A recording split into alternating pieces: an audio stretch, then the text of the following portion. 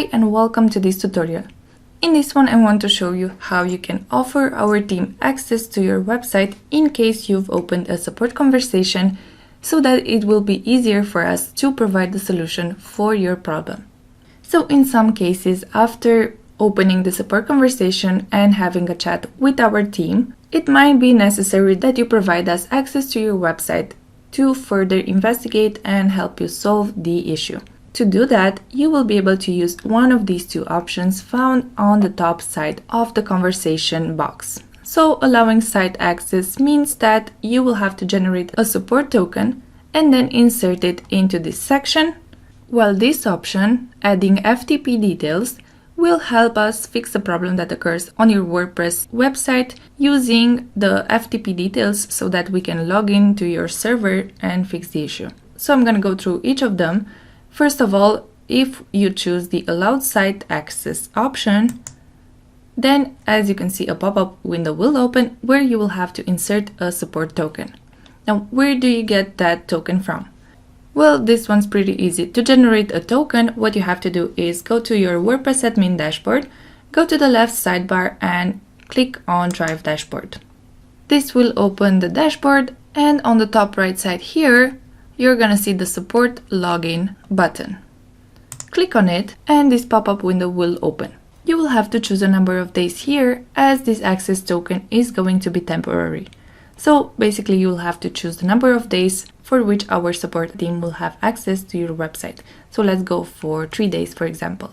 Then I'm going to click on this go button and right away the token will show here and you will see its expiring date as well. So you can click on the copy and close button, which will copy the support token to your clipboard. And you can go back to your support conversation. Of course, to add the support token, you will have to paste it in this field. Moreover, you can check this checkbox, which will allow us to deactivate certain plugins or themes. This might help us see where the problem comes from. So be sure to check it or leave it unchecked if you do not want to give us permission to deactivate any plugins or themes, and then click on Add Support Token. As you can see, this notification will say that the token is saved and now our team will have access to your site.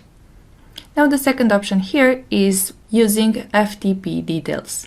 Now if you click on this one, again a pop-up will open as well. The FTP details consists of a server address, a username and a password.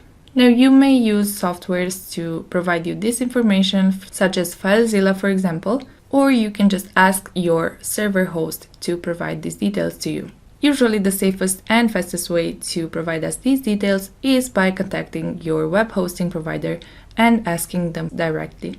So once you get a hold of these details, you can simply click on this Add New FTP section, which will allow you to enter the host name, username, password, expiration date, and so on. And click on Add FTP Details. So as you can see, they have been added to the list of my available FTPs, and then I can simply click on Finish, and your job is done, and our team will have access to your FTP details so that they can debug and fix your issue as quickly as possible. These were the ways in which you can allow our team to have access to your website so that they can have a look and try to fix it as soon as possible. Hopefully this was helpful to you, and if you have any more questions regarding our support system, make sure you check out the support section of our knowledge base, in which we've tried to explain pretty much all there is to know about this system.